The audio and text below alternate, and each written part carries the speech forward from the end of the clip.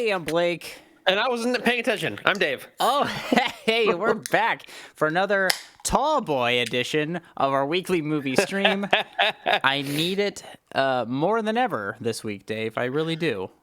Oh, yeah? Tell me why. Oh, let me start off first with, as you all know, our First Prize Films mascot is a little boy, a cute little boy, my cat, named Taco Steve. Yes. Well, Taco Steve, he's on my shit list. Uh-oh.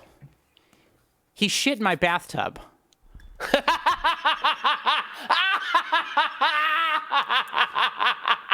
He shit in my fucking tub, dude. I literally was getting ready for this stream, and I'm like, doing all this stuff, putting my contacts in, and I was like, what in the fuck is that smell?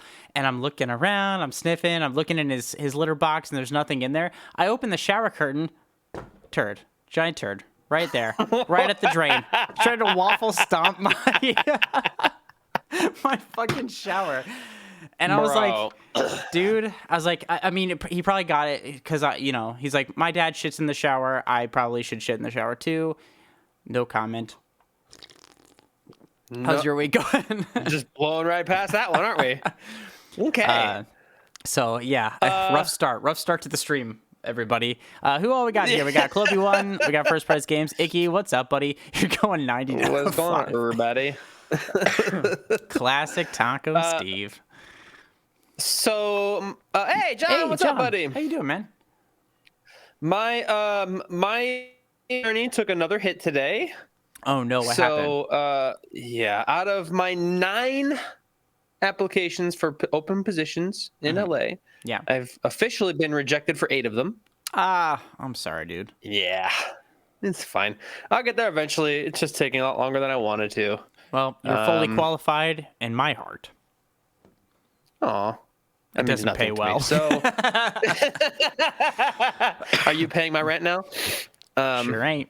Taco Steve's gonna shit in your apartment, though.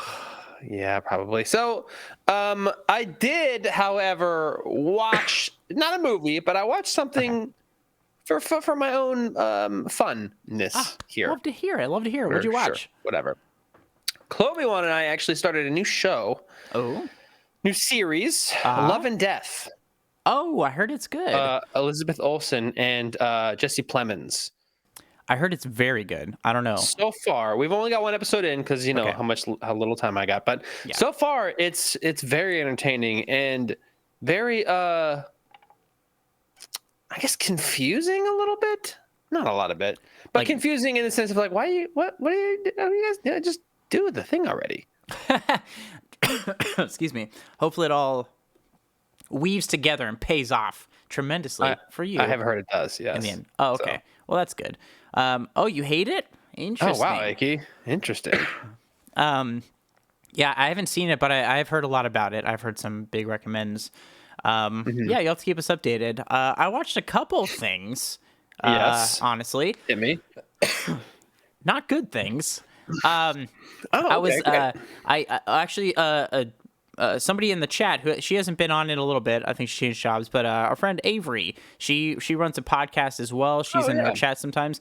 I did a little guest spot on her show that she's putting together, and we did a live commentary track. Yeah, it's fun. To 2 movies, we did 1995's Mighty Morphin Power Rangers, the movie, which was really fun. Was certainly a highlight. But we also did 2023's Mighty Morphin Power Rangers, whatever the new one is, All's Well That Ends Well, or we're all gonna die someday. Whatever the tagline is, it's bad. Yeah. It's the Netflix one. I heard it was bad, dude. It's only like, I mean, we talk about it through the whole movie, but it's only like 50 minutes long. Oh my god, why was this made? Yeah. Who was this made for? Yes, the Netflix Power Rangers. Like, what with the original what's left of the original cast who was willing to do it, now at their current ages, it's so weird and confusing. It's tonally all over the place. Like, they have no idea who they made this thing for. It's so bizarre. Great. It's one of the most bizarre things I've seen in a very long time. And I watch weird stuff. Yeah. I mean, I have no urge to watch that. Because I have a problem with like older people playing superheroes. Oh, you ageist prick. Why? I don't believe it. You're too old. You know what? We need to come up with a grandpa sort of superhero guy. We can do this. No, Sylvester Stallone already did that. Bro, what With Samaritan. Our mascot is being a dick, apparently. I love him though. Say hi. What's up, Tub Hooper? Who's shit in the shower? Is he grunting over there? Yeah, he's like grunting in my face. I'm taking him to the vet tomorrow. So, meow. Okay, go ahead. Go play. Go shit in the tub again. Yeah, I don't know. I don't know. I think older people can do superheroes just fine. No. Just don't do them like whatever. You're ageist. I think they can be done fine.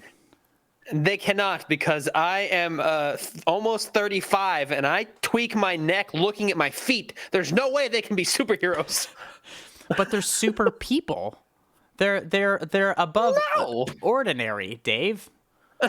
I'm just saying. Listen, give me a superhero as long as it's not trying to pander to the like. When I was young, these kids, I'm a superhero, but I hate kids because they like rap music. I don't know. Like, like old people have been stuck on the same stuff that they're mad about forever. So take a new direction with it. I think it can be done. Yeah. I believe, Dave. I just don't think Sylvester Stallone should do it. That's all. I don't want to watch that because my mind will not be able to, like, I just can't. I get it. I mean, I'm not a particularly large superhero fan myself, so I really wouldn't care either way. But I'm just saying, don't leave them out. Don't discount them. They have plenty of stories to tell us about the war, or I don't know, the Great War.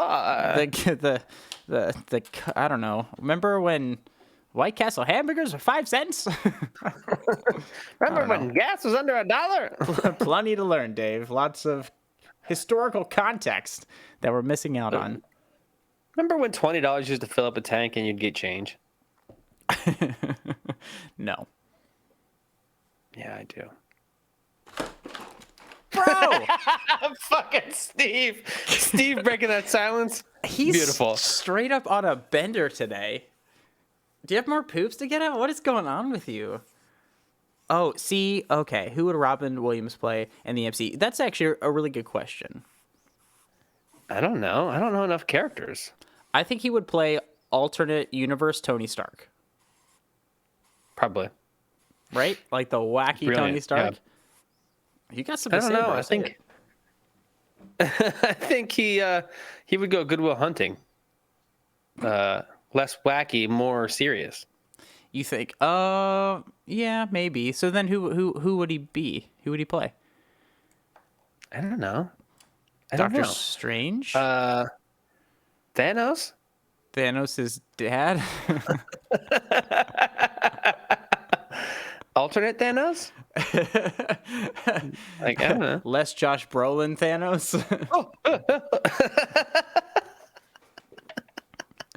Thanos as Patch Adams. I'm here for it. Oh my god. No, I'm not. No, I'm not. I'm kidding. But anyway. I did do something cool as well last night. Yes. I was working for Netflix last night. They just had a premiere of their TV show Fubar. Fubar, because it stars Arnold Schwarzenegger. And as a TV series, I haven't seen this, to be clear. Okay. I didn't watch the premiere. I was working, but they did the red carpet thing, and I was like, okay, cool. I haven't done a red carpet thing in forever, like almost 10 years. I used to do red carpet stuff all the time, and funny enough, the red carpet stuff I used to do for the magazines I worked for was with this guy named Milan, and Milan is one of the stars of Fubar.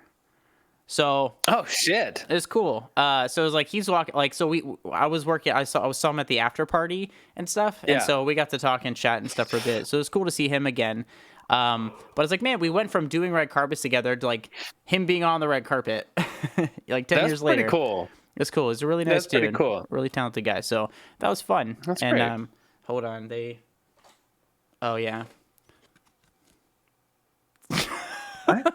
I got What's official happening? credentials. Oh. This is what the show. It's like. I guess FUBAR stands for fucked up beyond all recognition. Yeah. I didn't know that. Yeah. But I learned that last night. Thing. So Yeah. anyway, Well, it was kind of cool. fun. There might be some more of that Netflix stuff. We'll see. I don't know.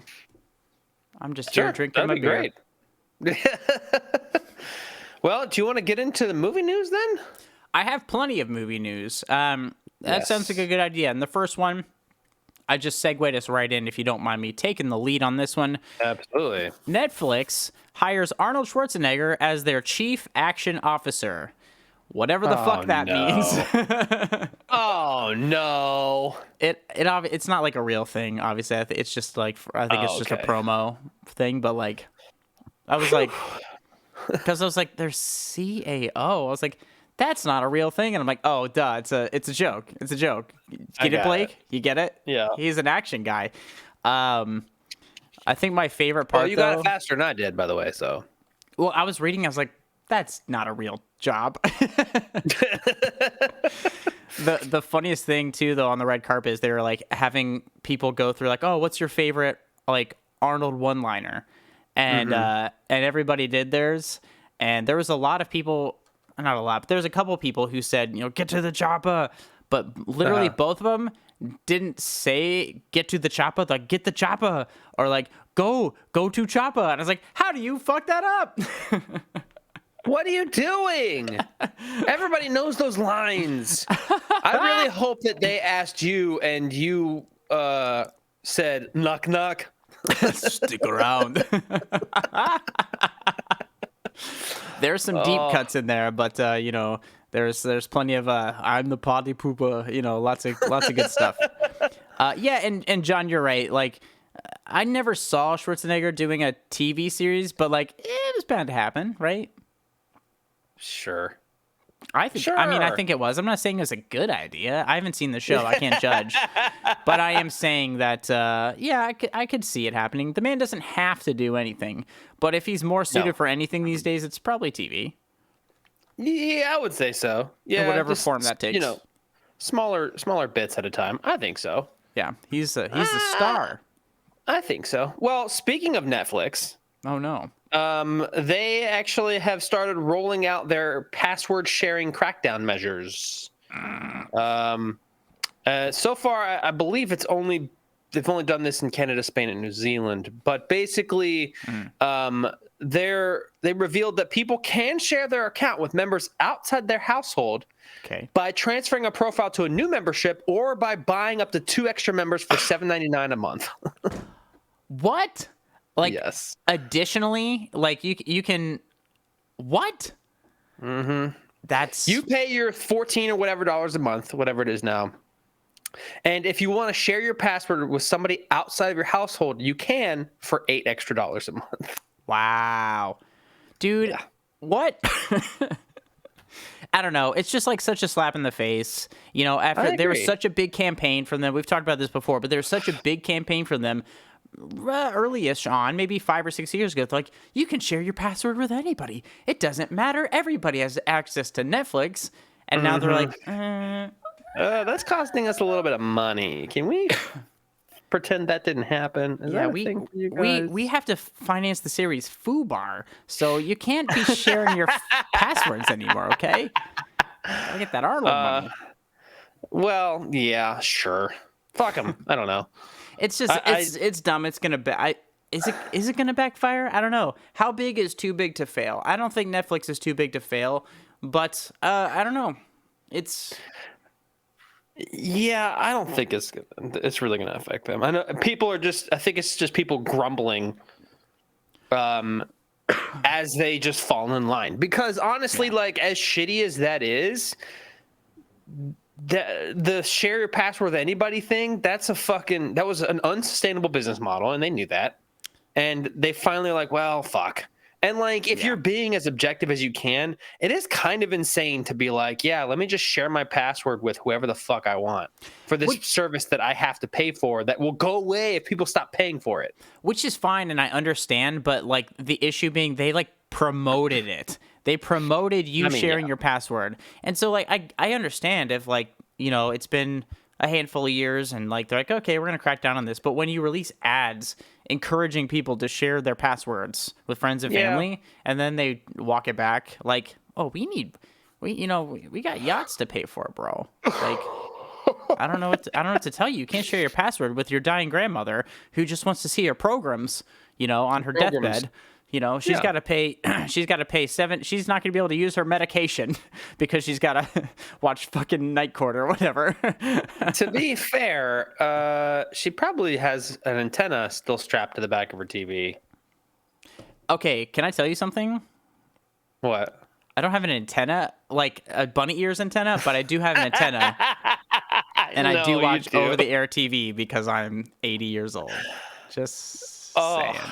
I'm not scared to admit that. I love it. I watch things in 480p often on my 4K TV.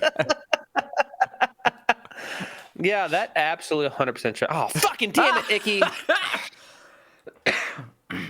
Well, I guess we are due. We are due for a Neko time. And while we do this, I do want to address John's... I got my favorite kind. So. Oh, damn it. I got to find... Dude, since I had to bring up so much gear last night, I don't know where... Oh, nope, found them. The Nekos are never very far. All right, well, go ahead and attempt to address John's comment there.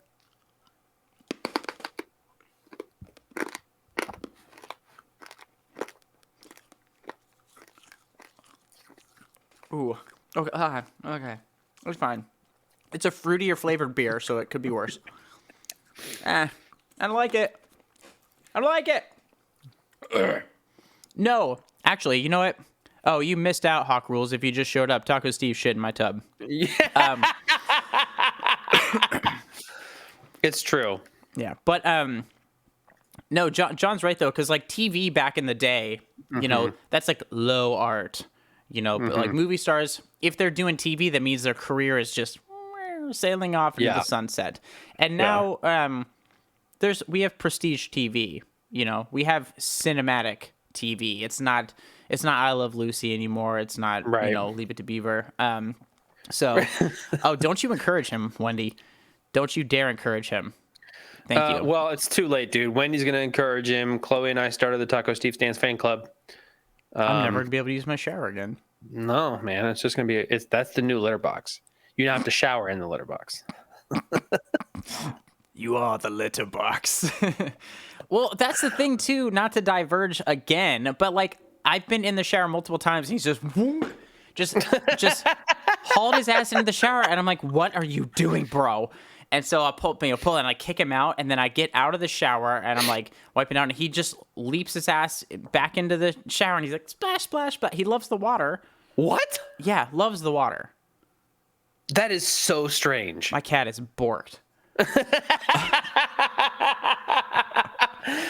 Wendy, we have officially started a fan club. It is the Taco Steve Stands fan club. Chloe Juan and I are going to be running it. Blake is sending me all the pictures, but is not involved. All proceeds go to the Dave and Chloe are broke fund. None of it supports Taco Steve. Thanks. No. He goes to the vet tomorrow, and we're going to be out on the streets. It's true. It's fine. Yeah. It'll be fine. But excuse me. But and back to this too with John, like Harrison Ford is like doing stuff too, and like more people are able to kind of cross that barrier. There's less of a thing as like TV actors and film stars anymore. It's all kind of just one tangled web, which is cool, man, because then you get to see people doing different things, taking on different roles in different capacities. I feel like the emotional weight that's put into like a TV show, depending on the genre, can be a lot more intense than something in like a 2-hour film maybe could call for. So yeah, you get to see people stretch their legs, and I think that's really cool. So I guess we'll see where that goes. Yeah, and TV, it's more palatable because it's usually at most an hour episodes, and you can easily get through that and not feel like you're just wasting time sitting there. Sure. Which is one of the reasons why Clip-On and I started watching a series to begin with, because you can. There's different kinds, and they are shorter, more bite-sized, medium. Yeah, no, I agree. I mean, I like the TV. The TV's cool with me. I like the TV. I like the TV. I like the great. programs. The programs are nice. It's good stuff. But I watch a mix, but I feel like I watch more films than TV. But get me on a good series, man. I will go to bat for a lot of series that are out currently. Looking at you, Succession, and Yellow Jackets. I love Yellow Jackets. I think it's great. It's right up my alley. But we were talking about Harrison Ford there. John mentioned it, so I'm going to use that as a segue into my next movie news little tidbit here. Okay, what do you got? It got a premiere at Cannes. We're talking about Indiana Jones and the Dial of Destiny. It got a big Cannes premiere, and Harrison Ford got his big standing O. The film is getting terrible ratings. Like, terrible ratings. Like, so far, and this is Rotten Tomatoes, so grains of salt and all that. Yes. I still want to see it, but it's so far the lowest rated in the franchise, even below Kingdom of the Crystal Skull. No. Yeah, I had such high hopes. I'm gonna go see it. To be clear, I'm not basing my entire thoughts or feelings on Dial of Destiny based off Rotten Tomatoes or these early things. I'm gonna go see it. I do. I really want to see it. It just it stings a little. Yeah, I kind of had a feeling because I agree with you. I agree with you. Because that was a bad movie. Like, capital B, bad movie. Kingdom of the Crystal Skull, not good. Objectively bad. I can't believe this is worse. I love Phoebe Waller-Bridge. I think Harrison Ford. We talk a lot of shit. We're goofing around. I think he's a great guy, and I think he can helm the role still. Steve Spielberg's involved. Steve. Good guy. Yeah. We go way back. Personal friend. Huge fan of the show. Yeah, I agree with that too, John, that if this movie's a big bomb, Disney will cancel the James Mangold Star Wars movie, because James Mangold is also an incredible director. I would love to see his take on a Star Wars movie. Not a huge Star Wars fan. Would like to see his film. I'm sorry. Clarification needed here. What does James Mangold have to do with Indiana Jones? Does he direct it? No. So if this goes bad, they might cancel other properties, and other like spin-off kind of like films and stuff. I don't think Star Wars is ever. They've canceled some Star Wars stuff already, though. Yeah, but I don't think that they're just going to cancel anything else. I think that they're going to keep on going, because Star Wars fandom is arguably the same, if not bigger, than the MCU fandom. So, Disney be ruthless, because they don't care about you. No, they don't care about any of you. They care about money. Money. Yeah. So I don't know. We'll see how that goes. Yeah, I don't know. Speaking of franchises and potentially getting, in trouble or whatever. We will, Wendy. I will make sure personally they do not cancel The Mandalorian. Yeah.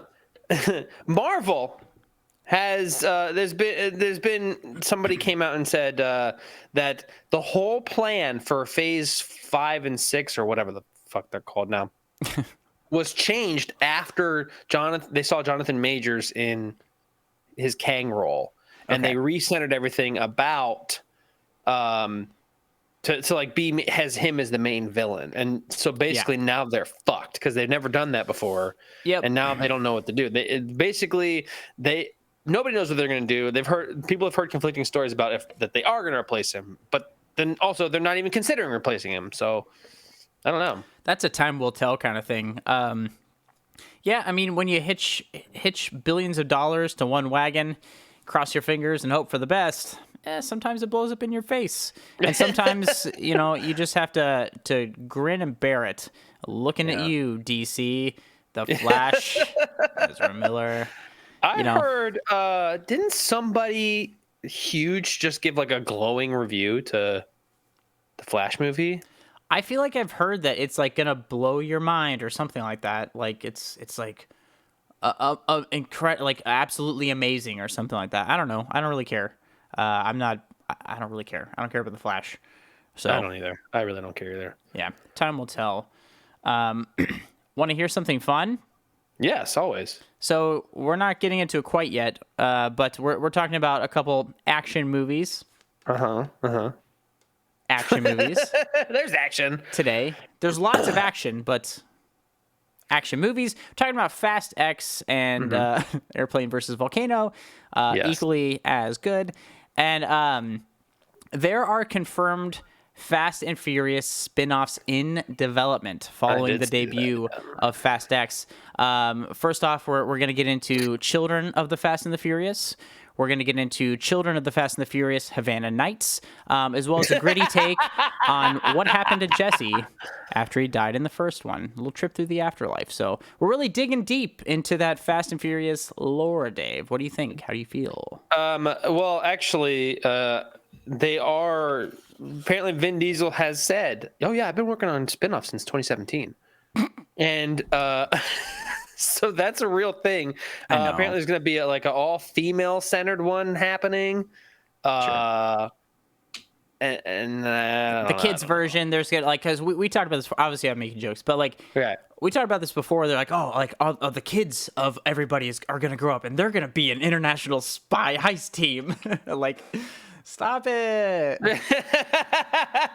Stop. Yeah. I don't ask for much. Just a few things. I think you asked for a lot. Good movies. I'm such a dick. Yeah, how dare you? But yeah, they're digging in deep to that. So, well, fine. I don't care. I'm not. I'm done. After the final Fast X, I'm done. But we have part 2. That's what I'm saying. After the final Fast X. And what about parts 3 and 4? There's only parts 2 and 3. It's a quadrilogy, whatever they're called. Quadrology. Quadrology. It's cliffhanger after cliffhanger after cliffhanger, and they don't announce how many films there's going to be, so you never know. They just keep ending them on cliffhangers, and then like, fuck, this one made money too. We got to keep writing stuff. Damn it! It's the only way Vin Diesel can make money. So it's true. It's true. I mean, although he could pass as like somebody, like he could go to like a Vin Diesel lookalike contest and like probably lose. He would lose. He might be able to make some extra cash doing that. I think he would lose. I really think he would lose a Vin Diesel lookalike contest. He probably would. I mean, Charlie Chaplin famously did this back in the day and lost. Yes, I remember hearing about that. I remember that happening. I remember that. I was there. I was there. Yeah. Old Charles Chaplin really took the L that night. Yeah, we call him Chuck. We call him Chuck. God damn it. Yeah. So that's fun, but I don't want to talk about that because that's depressing. So some things I do want to talk about is that Mortal Kombat 2 finally sets a location for production. So they are going to start filming, I believe, this summer, but the production is going to be heading to Queensland, Australia. Oh, right on. Yeah. That's cool. So That's very cool. There'll be a lot of people being like, oh, no. So...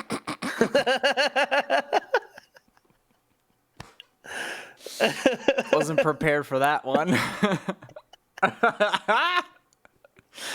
Oh no, is that a spider? Turn it down. Turn it down. 5%. Please. Nope, can't. Don't know how. Shit can't. Shit can't. You dickhead. That's good stuff. I do have something too. This one is for Wendy. I read this earlier and I was like, boom. I know who this is directed at. Sean William Scott, everybody's favorite 90s movie actor, says he would love to reunite with Ashton Kutcher for a Dude, Where's My Car sequel. Yes. I find this... I don't know. I don't know how you feel about it. I kind of remember the movie. Fuck out of it. Okay. I know my mom would. I don't see these two characters surviving their 20s, though. I think that Sean William Scott had an idea in the quote, and what does mine say? Sweet. What about mine, dude? What does mine say? But that's the Comedy movie. Gold. That's an hour and a half. No, Sean William Scott had a really good idea, but I don't think it can be done because it's basically The Hangover. Where they haven't seen each other in 20 years and then they get reunited for some reason, and they get drunk or fucked up or high or something, and then they can't find their car, and they said that somebody, I think Conan, said that they should name it Seriously, Dude, Where's My Car?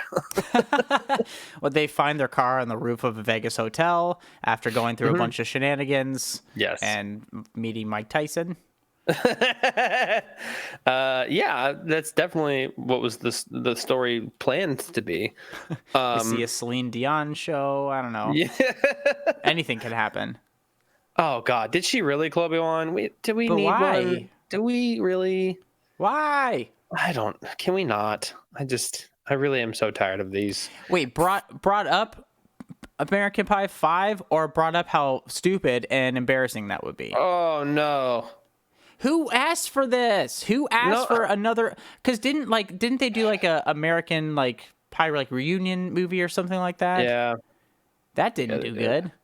No, you know who asked for this? The Drew actors Barrymore? who are no longer making any money. Yes. They're like, shit, man, our health benefits are about to expire. Actually, in that regard, I don't blame them. Get your health benefits. I'm not going to see your movie, but if you guys can, get your meds for another year. I actually have a question for you based on this next piece of movie news. Okay. Our joke about Oppenheimer versus Barbie. Did you realize that was like an internet-wide thing? Yeah. Yeah, that's why I brought it up. I had no idea. That's why I brought it up when we first started talking about it. Okay. Yeah. I had no idea. But apparently, Matt Damon has finally been made aware of this. And late to the party as doesn't always. care. Yeah. He said, this is the first I'm hearing about it. Actually, I haven't paid any attention to that. People are allowed to go see 2 movies in a weekend. Oppenheimer is one of them. Yeah. Okay. I'm literally Great. going, yes, we're going to do an Oppenheimer Barbie stream. And I'm going to see both in the same weekend. Why not? Why wouldn't I? I want to see both. Therefore, I will see both. That's fair. I'm going to have to see both in one weekend because that's all the time I have. It's true. So, great. Yeah, great. no, so excited about that.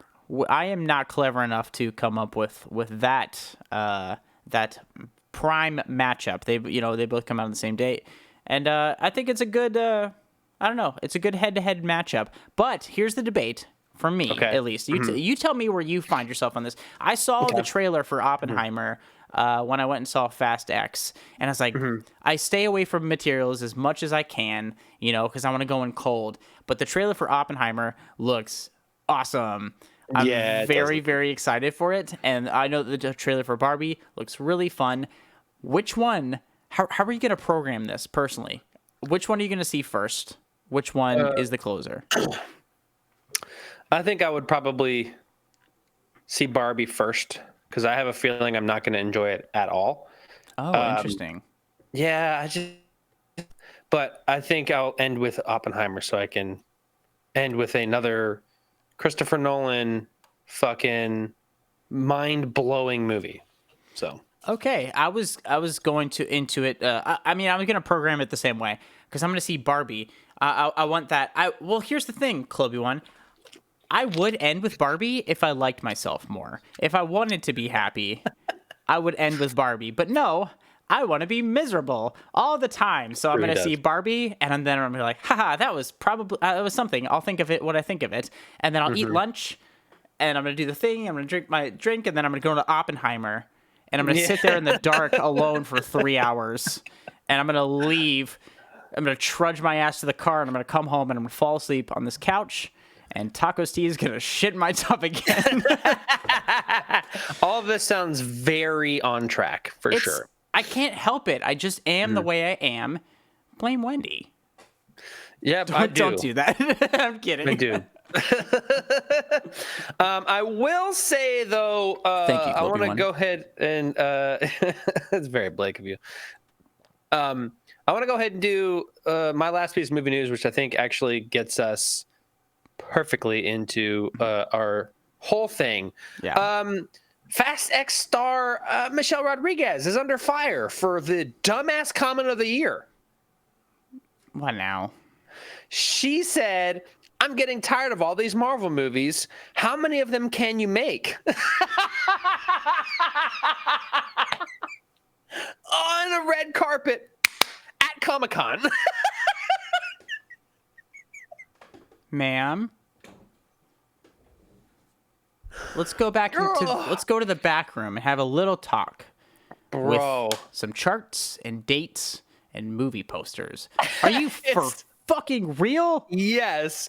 And the internet is fucking on fire about it. They're like, ma'am, you have 10 movies. 10. 10. You literally, that is, if you had to create a viral clip of personification of pot calling the kettle black, this is it. Dude, it's just, I love Michelle Rodriguez. I think she's really great and she's really talented. I agree, yeah. But damn, that's a dumb thing to say. So stupid. What do you mean? How many of them can you make? You're on movie number 10 of 13. Wait. 13? I mean, including Hobbs and Shaw, yeah. Oh. So 11 of... They're on. I guess they're on movie 11 of 13. Yeah. Still, regardless, have some self-aware. Have some self-awareness. None. That's dumb. That's a dumb thing to say. I wish I had more to expound upon, but it's just like, dude, come on. We're gonna. Plus, Vin Diesel's been cooking up 50 more of these things every year. He's got. They give him his crayons and they give him some construction paper, and he's like, and then this one, and then this one, and the cars go this way, and then the next one, and it's like he has these planned for the next 50 years. Lady, relax. This is the perfect opportunity for that early internet meme of the guy doing this. Yeah. Yes. Yeah. Exactly. So exactly. Insert classic meme here. Yes, exactly. They all fit. The Jackie Chan meme, the Wonka thing. Tell me whatever, Yeah. but whatever. It's like we get it. Oh, they all apply here. That's how dumb the thing you just said was. it's true. So very Dumb. true. But yes, we're getting into a couple movies. You could call them movies. We're getting into 2 action films. We're getting into the latest. I wouldn't say greatest, but we're getting into a new Fast and Furious movie. Yes. The aptly titled Fast X, Fast 10. I don't actually know what they call this. Sure. Fasks. And Fast. That's the one. It just came out. This is fresh off the presses. 2023. Came out last week, and we're seeing it. We're talking about it, Dave. So it's a big one. It's a long one, and it's not very pleasant all the time. But we do have a trailer that is literally, there's like 5-minute trailers for this thing. It took me a while to find a trailer under 3 minutes, and I'm not even going to play the whole thing. Yes, dude, it's insane. This is marketed to hell and back. So anyway, we're talking about Fast X from 2023, and here's a trailer. Well, let's do it, I guess.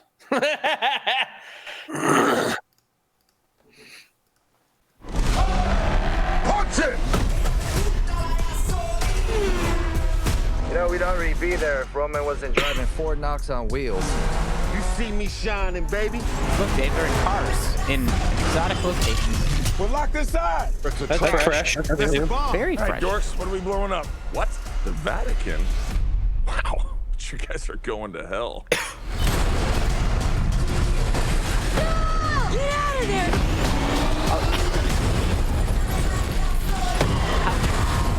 How much can we spoil of this?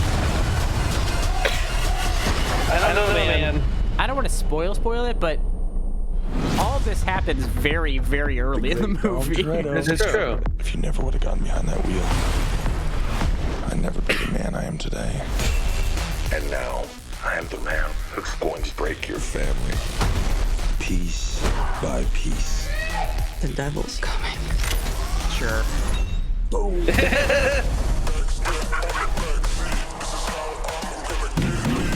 Tommy, I knew you would come for me. So how about we all just start shooting each other? Time to end this. Let's dig some graves. Oh boy. Oh boy, it's alright. That's clever trailer You're editing. not to be trusted. Hey, you Yeah. know my Christmas list With the either. music. Cavalry's here. Cheers. We need weapons and cars.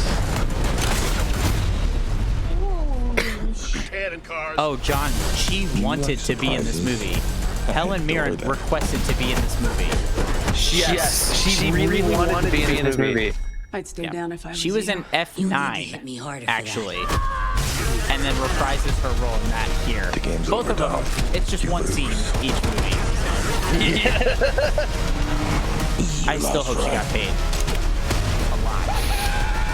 Yeah. Then you might want to buckle up.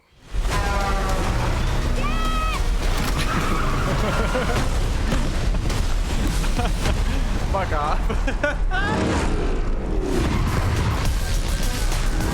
Oh, buddy, this trailer's bad. Oh, guys, that's a... Oh, boy. So, Dave, Yeah. what the hell happened in Fast X? Tell us the story of Fast X. Great. So, Yes, confirmed for both of you. so Wendy / John, I want to address this. Yeah. I don't think they're going to bring Paul Walker back at all, except for potentially the final installment, which is not the next movie, John. It's the third one. Excuse me. Because, Wait, to be clear, there is 3 installments of Fast X. yes. Yeah. That sucks. So they will have him in the final one. Okay. And I think it's going to be some AI stuff because AI, you don't need to like piece together his voice anymore. You can just AI generate a Paul Walker voice.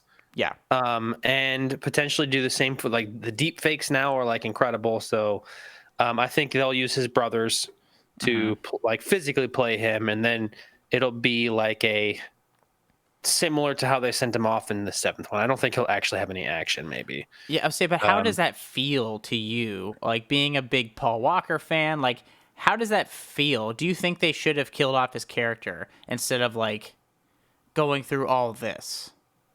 No, Okay. no, I don't. I don't think they should have killed him off. I think they did it right. I don't, because I don't know. I guess, and speaking for myself and not for the entire fandom, I think like thinking that, okay, at least his character is alive. It's like a little bit of solace because he's gone. So like, I see what you don't know. mean. Yeah, it feels like a little exploitative in my like view. Like, I don't know, like have the robots make him come back to life for this. I don't know. It feels weird. well, they don't ever really reference him, so it's not like exploitative. Like, oh, if only Brian were here. You know, they don't say anything about his character except for Right. just like, I mean, I don't think they mention him at all in this one.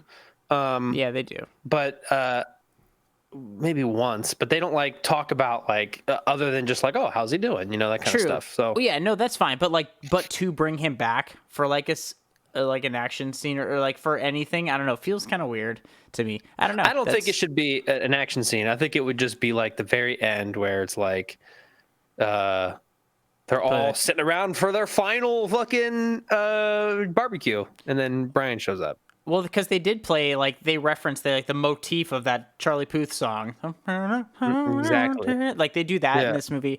This movie's so fucking sappy and melodramatic sometimes.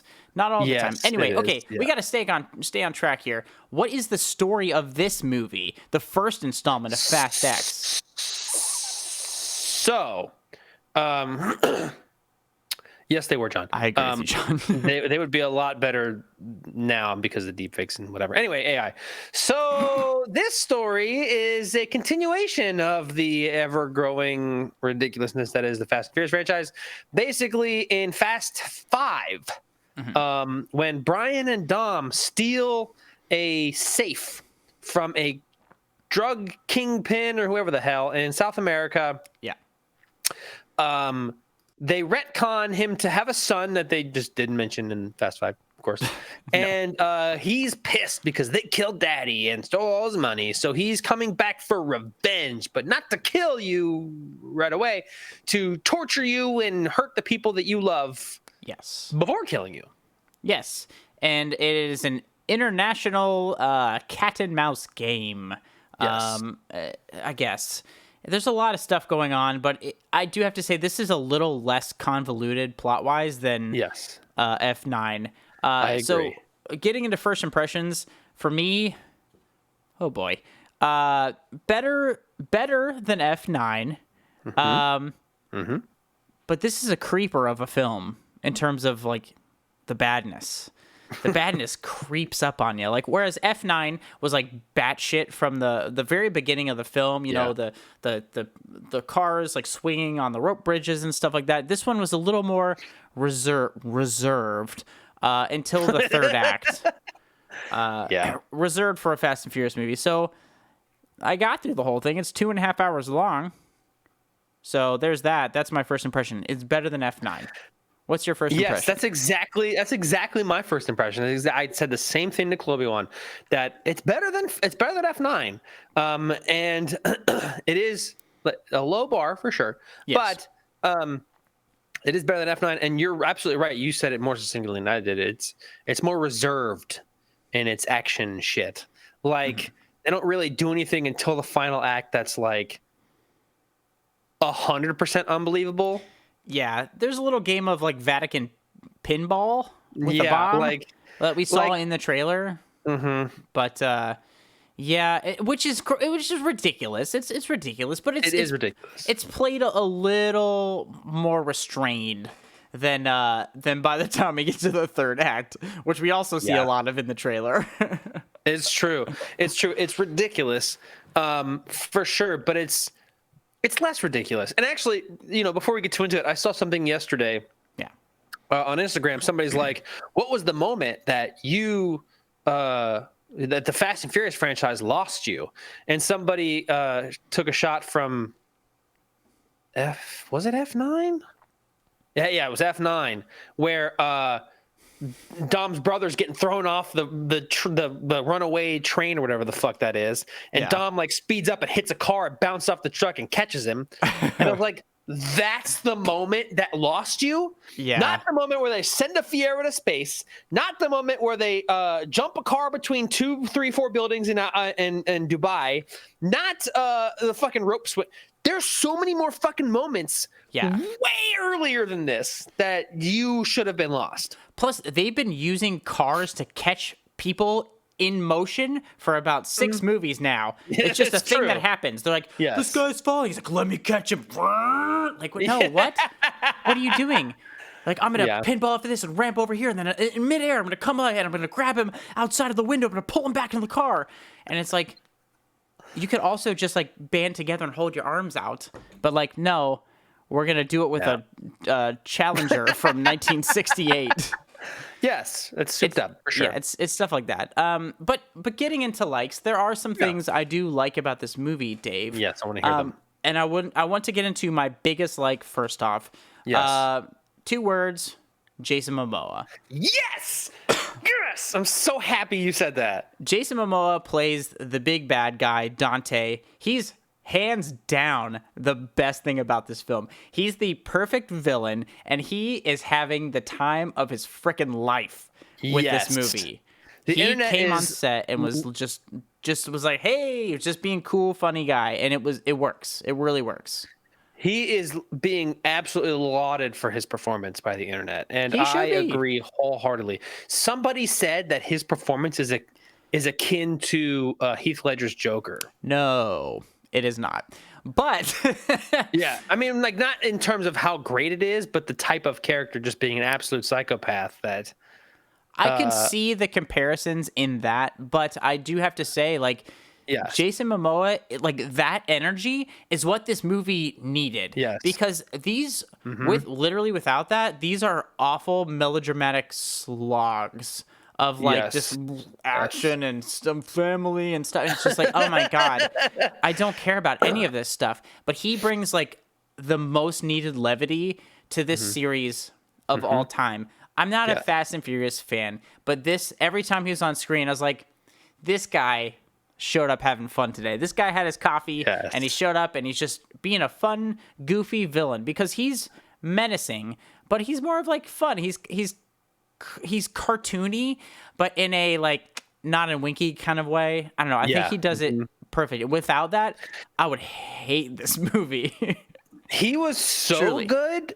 He was so good in this movie that it forced me to ignore the absolute travesty that is John Cena. Bro, John Cena is bad.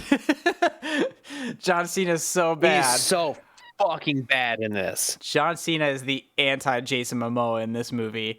He's not charismatic at all. He's not funny. He tries to have some of that energy, but it's like an alien, like having seen somebody do something on TV once, and he's like, I Charmobot 3000, here I come. Look at me. It's so bad. Literally, he feels like an AI wrote his dialogue and played his character. Oh man, every line delivery. I was like, that's what? Oh, why are you doing that? What? Yeah, why'd are you you do doing? it that way? That you made that choice? Actually, I have more problems with whoever oversaw the edit. Well, unless those were the best takes. I don't know. God help him. God help him. I don't know, man. But that's a like, big there's one like for scene me. where he's like, Jason Momoa, yeah. But there's one scene with John Cena where he's like, because he plays kind of like the goofy, like, hey, I'm your uncle, which is like so random for the character that he portrayed last movie, but whatever. But then all of a sudden he's like, he looks over at Dom and he's like, take care of your son. Like, he's just so. What are you doing? Brothers forever in my heart and in heaven. And it's like, oh God, I'm gonna choke. I'm gonna choke from nothing watching this movie. So it just true. Stole all the air out of all the scenes, and it's like, I don't know. It was very try hard, and like, and the thing too. Excuse me, with Jason Momoa's character, I mean, I wouldn't say he was like written well, but his lines are funny and delivered funny, and the dark humor aspects of his character were great.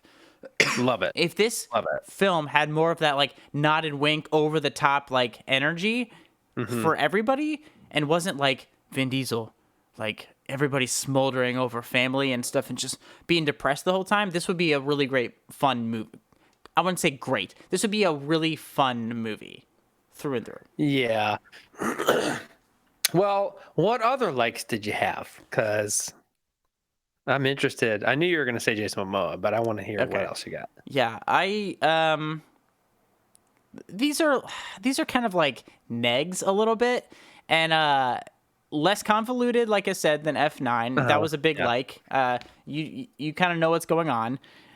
This movie didn't feel like 2.5 hours. It did not. It really did not. It didn't. I saw the like that a lot, runtime and too. I was like, bro, Dave, I don't ask for much. And I got to sit in the theater for 2.5 hours. I got to say, it ended and I was like, oh, okay. Yeah, Okay, it definitely like- did not feel like it did not feel like it was 2.5 hours. That's for sure. No, that was definitely a like for me. It was like it kept things moving. I guess is the note behind the note is that the plot keeps moving, and I don't feel like. Okay, I don't want to say we didn't waste time because we definitely wasted some time, but at least stuff was happening the whole time that was like, okay, we didn't stick with anybody for too long. So, yes, there are a couple of reveals that we're obviously not going to spoil, but one happened basically at the end of the movie that literally made me out loud in a theater with some people who, by the way, sat in my seat. And when my food came in, I had to be like, no, that's mine. No, mine. They're sitting in my seat, like for the whole theater to hear. Did you anyway? Did you tell them like, hey, like, oh, these are my seats? No, because I did the millennial thing. I was like, I don't want to bother them. Oh, you're smart. I do that thing where I'm like, oh, wait, is this the row? Is this the row? This? Like, yeah. Oh, am I in the wrong? Sorry, am I in the wrong seat? Sorry? Is this your seat or is this my seat? I just make it awkward. I try to make it awkward until hopefully they're nice enough to leave. No, I was just like, fuck it. The movie already started. I got there a little bit late. I got like 5 minutes late. The movie had just started. Shut up. So a movie had just started, and I was like, the seat numbers were not lit up at all. So I had to like my phone. Oh, you're that guy. Okay, you deserve to get your not seat. Coming in with your flashlight. Not the flashlight. My phone screen, dickhead. But like I was like, okay, no, that's not. So I was, excuse me, walked past him, and I was like, and then I pounded backwards, and I went, fuck. I'm just sitting down. I don't feel like dealing with this. So, but I didn't like sit and recline because I knew my food was coming, and I'm like waiting. I see her come up, so I like sit up, and I'm like, and she still goes to them. I'm like, no, please no, over here. And then finally, they're like, no, it's not mine. She like sat it down and like, no, and she's like, what? You got the? And I was like, that's mine. They're in my seats. And they were like. If I were them, I would have laughed if this story ended with them being like, "Oh yeah, no, here." They just start eating. I was really afraid of it. I was really afraid of that. Would you have said nothing then? I would have gone and been like, "Excuse me, it's bad enough that you take my seat and now you're taking my food." Hilarious. Yeah. So, sorry, Chloe, I don't want to tell you what food I got because I'll get in trouble. Oh, no. I don't want to know, actually. I was going to ask more, but I don't want to know. Another thing that I really liked about this movie, really liked is strong. I keep saying these things that are like, I really liked about this movie. Something that I thought was fun was Jason Statham is always fun. I feel like he's fun in everything. I've never seen Jason Statham in a movie. I've seen him in bad movies, but I've never disliked him in a movie. I agree. I don't know. He's a charming guy. He can just come in and just be like himself and Jason Statham. Yeah, exactly. Exactly. Let's dig some graves. There's exactly, I don't know if this is a spoiler. There is street racing in this movie. Yeah, I'm not going to tell you how much. It's in the trailer. But there is some street racing in this movie. I was like, hey, that's a thing. I know what that is. Yeah. That's a Fast and Furious thing. Cool. That was a cool sequence. I like that a lot. They up the stakes with that. And then the last thing that I liked isn't really like super, I don't know, it's something that like my dorky ass brain thought was interesting.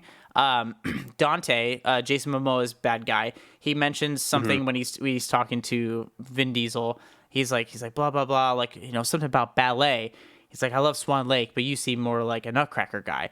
And then action happens, and when the action happens, they play like that, the Swan Lake like motif, like the music. Yeah. And I was like, that's pretty cool. Somebody cared about that scene. Yes. There's a lot more cleverness in this movie, that's for sure. Yes. F9 felt like things happen, stuff explode. And this one felt a little more like things happen, stuff explode. This guy's cool. Yeah. But that's also one thing that Clobion warned me of before I went in, so I was fully aware of it, is the first half hour is basically one just giant eye roll. Yes. It's basically one gigantic eye roll. Gigantic. Like literally just the most cheese ever. Yeah. Like, and even I, who like, I try to give the benefit of the doubt to this series, even I was like, oh, come on. Dude, there was a number of things in this movie that I was like, come on, you can't do this with a straight face. Some of these things I was waiting for that like little nod and wink, kind of thing. Like, hey, we know this is ridiculous. No, none of it. The only time that stuff came was with the Jason Momoa stuff. But like, this was all very like, oh man, we did this, we saved this, good job, team, we're family, blah blah blah. And I'm like, how much more of this can I sustain? I do have to ask. More generally, not to you personally, but and this is not a spoiler because it's in the first like 10 minutes of the movie. Yeah. Who the fuck is this grandma person? Why do we suddenly have a grandma? It's Rita Moreno, who's a great actress in her own right, but this also feels like the Helen Mirren thing. I want to be in a Fast and Furious movie. Write me a part. And they're like, okay, we can extend this by 5 minutes and give you a monologue at a family barbecue for reasons. I don't know. Sure. Dude, literally Chloe won every time. I was thinking about this in the theater. They said family so much in this movie. I was like, it's a joke. It's a joke now, and there's gonna be a payoff because they keep saying it. When are they gonna like turn it on us and like do that comedy twist where it's like and they make a big joke? Never comes. Never comes. But they might They're do very it serious. in the third one, in the third 10th one. They're asking a lot from me. The third 10th one. That's exactly what it's going to be. And it's going to have to be Fast X Part 2, otherwise I'm not going to watch it. Why are we hitching ourselves to this like wagon that is on fire? I don't know. Or are we hitching ourselves to a horse? I don't know what the metaphor is, but something's on fire and we're attached to it. Well, we're just going to have to deal with it, I guess. I don't know. I hate it. What are some things that I've been talking about all my likes. What are some things that you liked about this movie, Dave? Basically the same. I love Jason Momoa in it. I thought he was fan-fucking-tastic.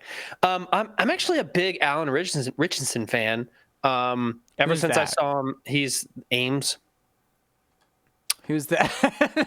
The agency guy. Okay. Yeah, okay. I love Alan Richardson ever since he played Thad in Blue Mountain State. Okay. And then he plays Reacher, and he's fucking incredible as Reacher. So I really liked him in this. I liked seeing him in this, I should say. I didn't really like his character that much, but no. I liked how they tried to tone down a little bit and kind of get back to the groundedness of the previous movies and not the literal space adventure it tried to turn into. I was gonna say this is all like relative because like this movie in a vacuum, egregiously weird and bad and like over the top.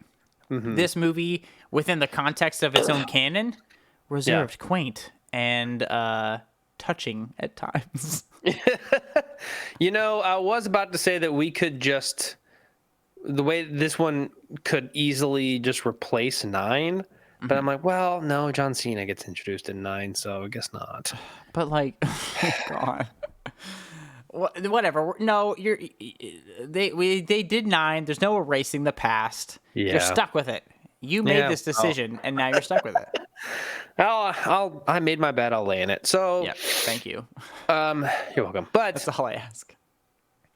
But I really liked Jason Momoa. I liked how they actually said some real car shit for the first time in the entire series. They finally said some real car shit. Okay, I don't know anything. Again, we've talked about this before. We talked about this in an episode of the show. I don't know what real car stuff sounds like. You could say a bunch of mumbo jumbo. I'd be like, wow, this guy fucking knows cars, bro. They finally 10 fucking movies in. Yeah. They said some real accurate car shit. Can you indulge us? So everyone knows the whole like famous 2001 Fast and Furious scene, the Fast and the Furious scene where Paul Walker's Brian O'Connor fucking blows up his engine in the very first street race. And Vin Diesel saying like, now, your granny's shifting, not double clutching like you should, which is double clutching is when you hit the clutch as you take it out of gear, put the clutch back in when you put it into the next gear. which is like the most inefficient you could possibly be while trying to shit fast. So obviously that's wrong. We got to rip apart the block and replace the piston rings are fried. Doesn't make any sense. You would never rip apart a block to replace piston. It's not a thing. So all that to say, they said shit initially in the first one. Didn't make any fucking sense. Yeah. They finally said some shit in Fast X where he looks at the yellow car in the street racing scene, and he looks at the girl who's driving it, and he said basically something like, "Oh, I hear that RB26 under the hood," and she goes, "Yeah, the LT28 is not going to hold this amount of boost."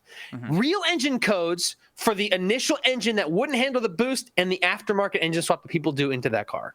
Oh, see, okay. Again, you could say anything. You could work in the word kazoo in there, and I'd be like, yeah, straight up, lots of torque into that kazoo piston chamois. But yeah, long story short, I at that moment I was like, yeah, fine, yes, That's a win. thank you. That's a win for accuracy. Oh, They hired finally. somebody to write that line. They had to have, because God damn it. Anyway, I like another thing I like to not give away too much. I'm gonna keep it vague. I really like John Cena's character arc. What? Oh, okay. I got it. You got it. Okay. You see. I don't want to give anything away. I do in the way you like it as well, but that's not to say it's good. Nope, it's not good. I literally, I pulled a Blake during a part of his character arc where I literally was like, "Are we supposed to care? Yeah, it's a great question. I ask Are myself we that a supposed lot. to care?" He came in one movie ago and was the villain, Yeah.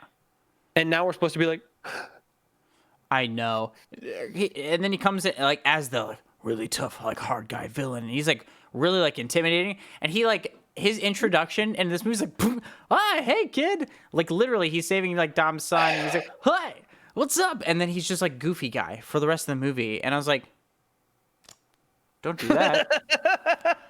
"What are you doing?" It's so weird, but yeah, his arc is great. I agree. Love his arc. I almost stood up and clapped. Yes. That close, my friend. Yeah. No. I too enjoyed that. Let's see, what else? What else did I like? I like that they kind of tie in some of the other characters. They're trying to keep the story as self-contained as possible. Oh, this new character, actually it's this old character's sister.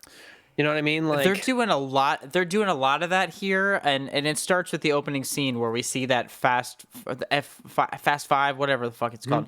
I've never seen that movie, but I know what happens in it because I watched this YouTube video that was like talking about the effects of the Fast and Furious franchise, and it went through all of them, and it talked about that scene. And I'm glad I watched that YouTube video, because then this movie immediately starts out with that, but then like puts in extra scenes featuring Jason Momoa to make this whole thing rounded out. It works. funny, not funny, but interesting story about that. So the opening scene. Yeah. It's not all of the actual like footage that made it to film. Okay. They added extra scenes that and extra angles that had never been seen before to make them, Paul Walker and Vin Diesel's characters, now be at a different angle, so they came across as the villains in the beginning. Oh, okay, so, got it. So the director said he got to watch a lot of dailies, they're called, of Paul Walker, and in these scenes. And he not only that, but he got to see whenever they'd call cut, he got to see Paul and Vin interacting. He got to see their actual friendship. He said it was really emotional. So that's cool. That's a nice little tidbit. I'm sure that was nice to kind of revisit some of that footage and stuff. I know Justin Lin didn't direct this, but he directed a lot of those earlier Fast and Furious movies. So I'm sure that's cool to see. And good for them for like doing something a little different. I unfortunately did miss a big chunk of that because again, I was late. But I already knew that was going to be the way they started the movie, and I've seen Fast Five, so it wasn't like a big deal to me. But Okay, riddle me this. Batman. Nailed it. How did you know? So there's a scene where Dom, early-ish in the movie, he's in his garage, he's looking over this car, he's talking with somebody. Han. It was Han. Yes, thank you. And he's like reminiscing about the old days, and then he looks at a bunch of still shots from the old movies. He does. I was like, he like looks at photographs. I was like, those are all literal screen grabs from the old movies. Who the fuck shot those? Who shot that picture? I want answers. It was just like really weird. It's like a really weird touch. I think it was a kind of way to pay more tribute to Paul Walker a little bit. But like, there's behind the scenes photos. I guarantee there were. You couldn't have pulled that. You literally had to pull screen grabs from the actual movies of things we've already seen. That is a fair point. I didn't even think about that. I was just like, that was one of the moments I'm like, kind of bothered me. I mean, it's small, but still, I was like, you can say a lot about Vin Diesel's Dominic Toretto, but you can't say he's not sentimental. It's like number one on his attributes: sentimental, family, Corona again, and then cars.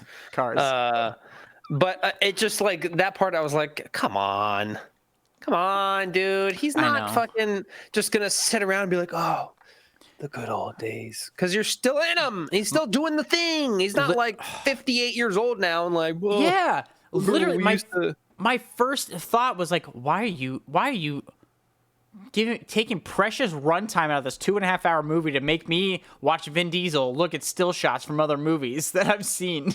Stop it. Stop doing that. Yes. Okay. This is a great question, Clovey one. First off, to Icky, no, I didn't see the Toretto music video, but now I need to. Second, how did I feel about Vin Diesel's acting? I don't feel like Vin Diesel exists anymore as a human. It's just Dominic Toretto now. Literally, he will never be anything other than Dominic Toretto. It's so fucking cringy. And here's the thing. Back to my point with Jason Momoa.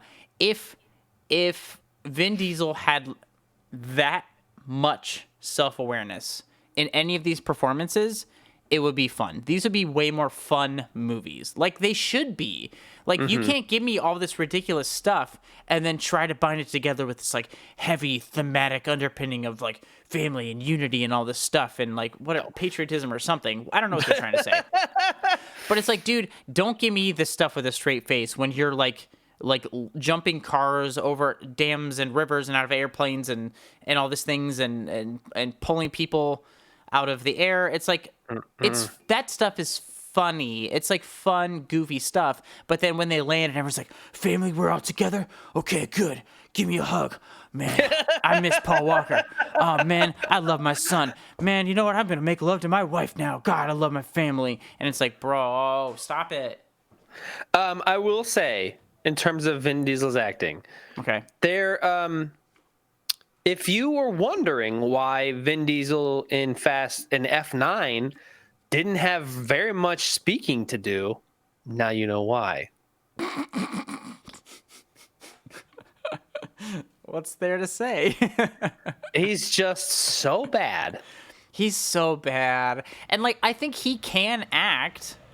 I don't think he's been motivated to act. No, because again, if it's not for these movies, he would not be making money. He would not be getting jobs. He would be doing nothing. Yeah. So he's just like, and I think that's why him and Dwayne The Rock Johnson had their fucking feud, because he just doesn't care. He obviously doesn't care. Like, he has no idea what's going on around him. He doesn't really know the scene he's in, because when every scene like that is like fun, goofy, and like weird, ends with him just like smoldering to camera and saying something like over the top and like schmaltzy, I'm like, bro, read the room. Read your script. Talk to the director. Do anything. But yeah, Chloe one. The reason why he was good as Groot is because he literally didn't have to say any fucking words, other than I and am and Groot, and one time we and are. And he said it, and he didn't even have to say it in that many different ways either. No. So he probably gave 4 or 5 line ratings, and they're like, "Great, that's fine, good enough. Yep. We got it. Moving on. Yep, We got it. Here's your $50." Actually, side note, I don't want to get too out of the weeds here or into the weeds here, but apparently his script for Groot actually had Groot's real lines, like what he is actually saying, and they're like, okay, now say that line, but only saying "I am Groot." Well, see, that's a really smart way to approach it from like a directing standpoint and storytelling standpoint. I don't think Vin Diesel. Whatever. I feel like I'm talking shit, and I'm sure he's a nice enough human. I don't know him, obviously. I'm sure he's a fine enough human being, but like as an actor, and that's what we're talking about. I just don't think he's that good. And I think with direction like that, he's like, he'd be like, okay, like the line would have been like, oh man, I like, we need to do this, and I need to like save this or whatever. He goes, "I am Groot," and then it's like something different, something supposed to be funny and goofy. "I am Groot." Like, I don't feel like he would take on like these emotional things like and embody that in his performance just based on the things that I've seen him in. Like these Fast and Furious movies, he's not a good actor. He's not a good actor, but I will defend his Groot performances because he does. He actually does. Like you can tell there's different intonations of the "I am Groot." Like there's one in the second one when it's teenage Groot, or maybe no, I think it's an Endgame, Avengers Endgame, where he's teenage Groot and he's like playing his little like game or whatever, and he's being all teenager, whatever. And Chris Pratt's Star-Lord says something to him, and he goes, "I am Groot," and they're like, "Whoa, language!" So it's like he actually does like.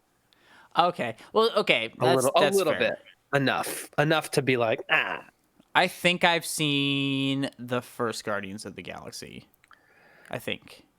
Yes, I think you only have 2, but I'm pretty sure I have. But short of that, that's all I've seen, and I don't really remember it that much. But yeah, I don't know. There's a lot of things to dislike as well about Fast X, and I think it's high time we get onto that track. So Dave, if you'd like to start us off. Sure. John Cena. Cena did not like that motherfucker in his movie. We've already touched on it, so I'll be brief. But yeah, what are you doing?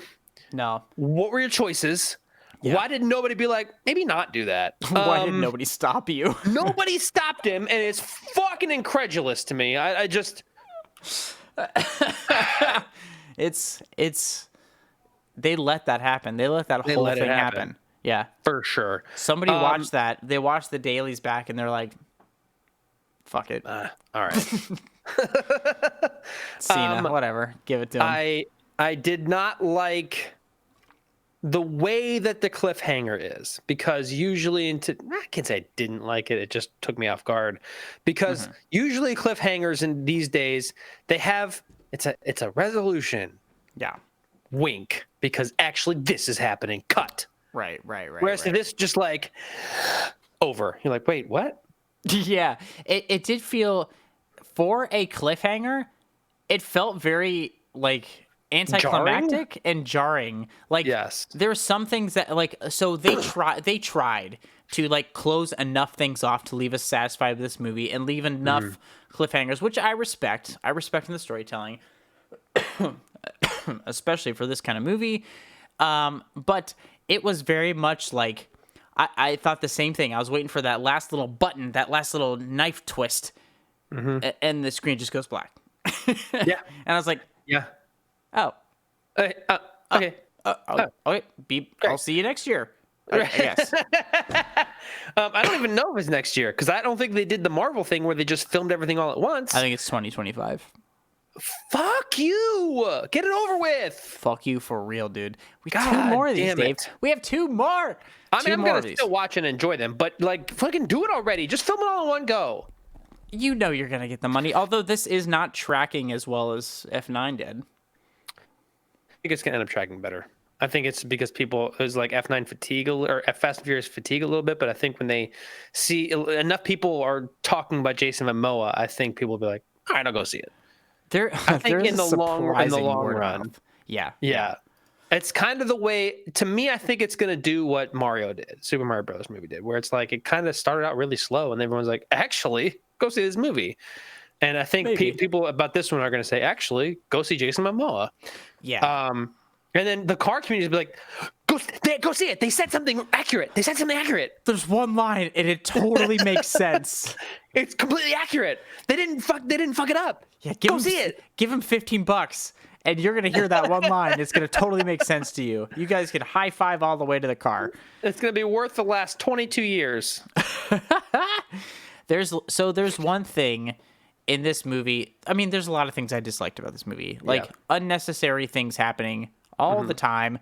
The family melodrama is nausea-inducing. And like we already talked about the overuse of family. I thought they were going to subvert it in some way. They don't. Really dumb twists. No Kurt Russell, to be very clear. Major red flag for me. Screen grabs of him. Yeah. Kind of. It was even too quick. I didn't even get a good look. They, again, without giving too much away, they set up. There's a big setup for like a hallucinogenic like trip sequence. Yeah. It never pays off. It never pays off. And like, here's the thing. This is what frustrated me about this a lot because, pardon me, I have not seen all these movies, but all the action is kind of like, it's kind of the same. It all kind of looks the same. It all kind of feels the same. It's shot very similarly. I see this like introduction to a potential hallucinogenic trip sequence right before like a fight scene. And I was like, yo, this is how they change up the formula. This is how they give us something new, weird, and exciting that like we've never seen before. There's like so many things you can do to make it both funny and engaging and cool action and like all this stuff. They drop it immediately. Oh. It never comes back up. It was such a very specific setup. Like they made a very big point of this and it never pays off. I was like, dude, you could have done something so funny and interesting and fun because the characters are also that we're dealing with are also like kind of fun like characters anyway. They do nothing. Yeah, they do nothing. And I mean, fine. But no, not fine. Disgrace. I think it would have been fun for sure, but whatever. I mean, I think it would have been really great. It like really annoyed me because they made such a point of it. And it annoyed me because they had a chance and they set themselves up perfectly to do something new and weird and change the formula after 10 movies to give us something interesting. And they just biffed it. Just absolutely biffed it. So I would say my biggest dislike of this movie is the reveal in the last 2 minutes of the movie, which I don't think you got because you missed why it was a reveal. I want to say a line, and I don't know if it's going to trigger your memory here of the movie. When she says, "You still think my plan sucked?" Okay, I know what you're talking about. That reveal, I was literally out loud to the people that I was mad at and everybody else. I went, "Oh, fuck off." I recalled some of this imagery from clips and stuff that I've seen. I don't know where it all fits in, but I do want to hear more about this after the stream because I have to dig in. But to that point, there was a significant amount of groans and all these things in my theater. There was this. I was sitting next to this lady, like this, like I don't know, this couple, and she, literally everything that happened on screen, she's just laughing her head off, hysterically, having the time of her life. This lady, I've never seen anybody enjoy a Fast and Furious movie the way this lady enjoyed it. She's just arms up and she's laughing and she's, oh my God, she's talking. She's like grabbing her friend. She's like, did you hear that? Did you hear that? And I was like, yo, good for you. Good for you. Good for you, man. I'm not even gonna hate on this because like she is getting everything she wanted out of this movie, and like, yes, Wendy. Had to have been Wendy. Had to have been. Yeah. But I was just like, yo, good for you. But literally the people in front of us and all this stuff, there's a number of like those little weird twists and reveals that people, like sighs of pain just emanating from the crowd. And I was like, relate. I feel that. The last thing I want to say about this before we get into recommend or not, because I want to move on to the next movie so bad. Oh yeah. Is that I forgot. You almost got me on a spit take. That was such a buildup. Yo. I straight up forgot what the fuck I was gonna say. And just fucking my brain was like, nah, fam. We're good. Yeah, Chloe on. I do say Charlize Theron is great. Yeah. I think she's really great as Cypher. I agree.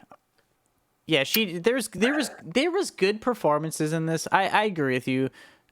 She was great. Again, Momoa was great. I think Jason Statham was great. I think I don't know his name. I'm sorry. I don't know a number of these characters' names. Or the actors' names who play the characters. The guy who plays Han, I think he's good and stuff. Ludacris is fun. I think Tyrese overplays his hand a decent amount. Yeah, he does a little bit. I'm kind of like, I'm over, like, they're really stretching out the Tej Roman beef with all this stuff. I'm like, I don't really care. I don't care. We get it. So. Yeah. Yeah, agree, Ludacris is still in this. He is still in this. It is Ludacris. Oh, God, I hate you for that so much still. Yeah, I don't even want to get into it because it'll make me mad again. But it's the only time Blake's ever pissed me off with a dad joke. So, oh man, I try my best. You do. I don't remember what I was gonna say. I feel like it was really. I don't care. So, do you recommend this movie? Whatever. If you like this stuff, watch it. If you've gone this far and you're like, man, I've watched, all these, including Hobbs and Shaw, but I don't know whether to watch Fast X. Like, you should make a decision. I feel like if you watch them all, like you're in it, just watch it. Fine, whatever. Yeah. If you like this stuff, you're gonna like this too. Mm-hmm. If you're in it for like the Schadenfreude aspect of it, sure, watch it. Like it's goofy, it's fun, you can like laugh at it, but overall it's not a movie for me. It's not something that's made for me.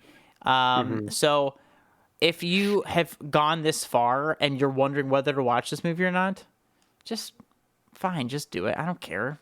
Don't ask me. I'm the last person you should ask. But overall it's not something I would like condone. So I will say, as a lifelong franchise fan, it's been stressful. Yes, I would recommend it. I think it's like we said, better than 9.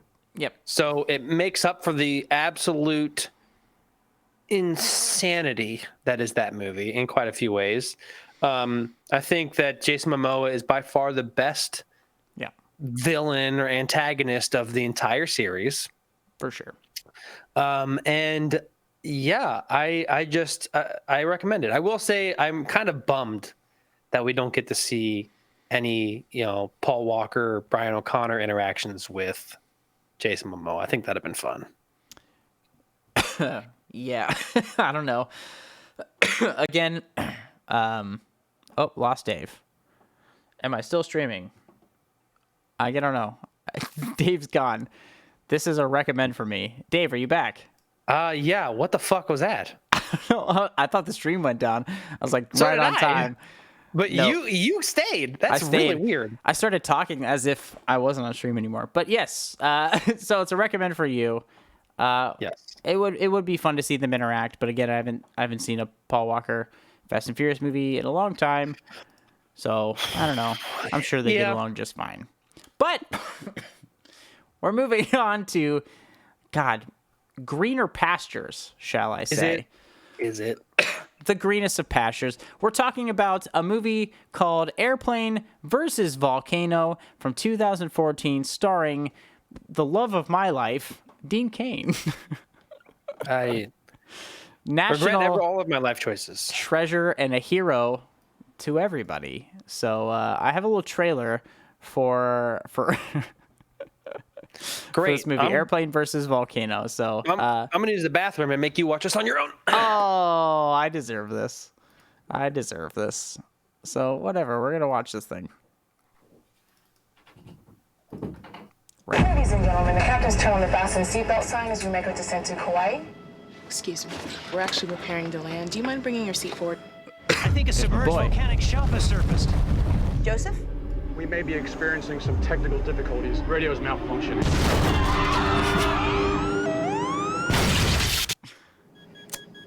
Is everything all right? He's not breathing. He's gone.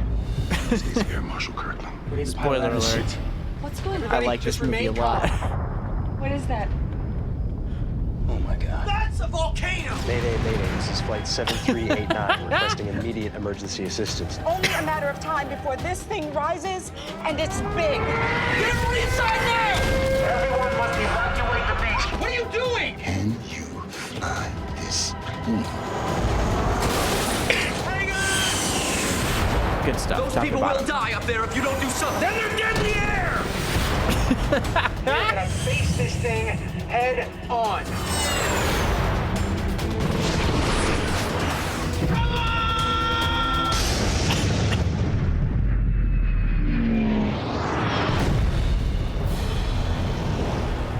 Oh, buddy.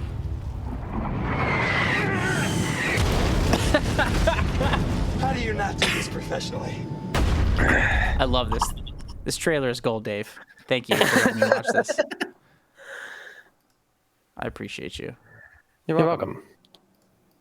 So, Dave, Yeah. now that you missed out on that abomination,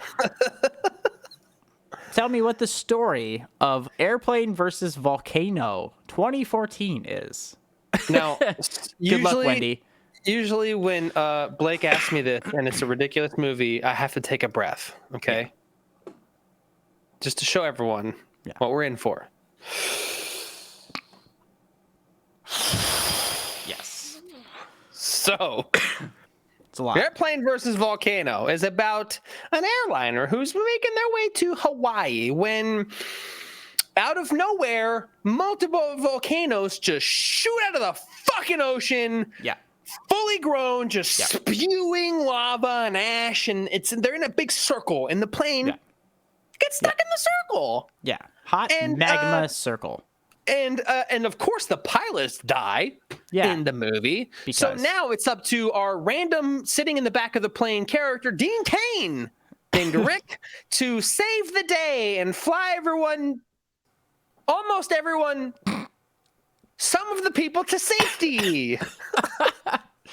You hit on a lot of points there, and noteworthy points. So yes, John, this is something I want to set up right off the bat. Dave recommended this movie to me. Not really. Dave recommended this movie to me.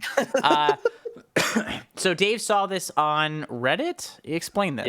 Yes. So basically, I was going through Reddit, and I like to peruse Ask Reddit, but not on Reddit, on Instagram, because it's a lot more focused, and it's not just like a bajillion. It's just 10 slides of like the best answers or what this. Oh, best okay, answers, so. interesting. Yeah. But Boiler anyway, the count. question was, what's the worst movie you've ever seen? And this was one of them, and they perfectly described it. And I was like, we gotta watch. So I screenshot it, sent it to Blake. I was like, dude, we gotta watch this movie. And I regret all of my life choices. Yeah, everything's bad. So, John, this is an asylum movie. So I wasn't sure. So hey, we're back. Sorry. Hey. Oh, hey. What's a stream without something going horribly wrong? It's basically your free space on Bingo at this point. Did you just fucking roast me in the chat about my misspelling of minute? Yes, I did. Good. Yes, I did. Glad you're still here, Dave. Fantastic. This feels Me great. too. So, dude, this is an asylum film. They are notorious for making mockbusters, basically Yes. like Transmorphers and things that will fool you into thinking they're good movies, but they're bad. They're so Sharknado bad. has a level of comedy to it, that is like knowing.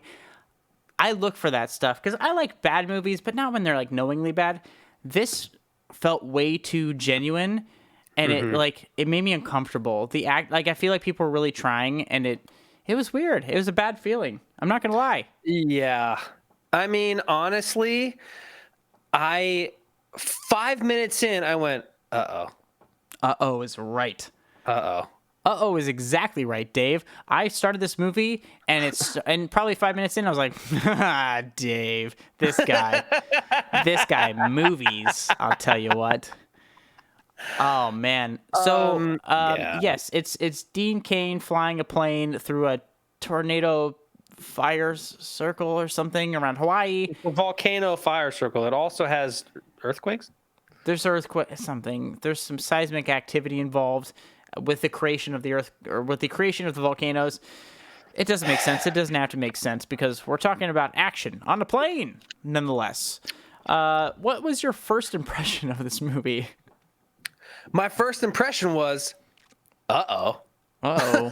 It's fucking right. We are in for a ride tonight. Yeah.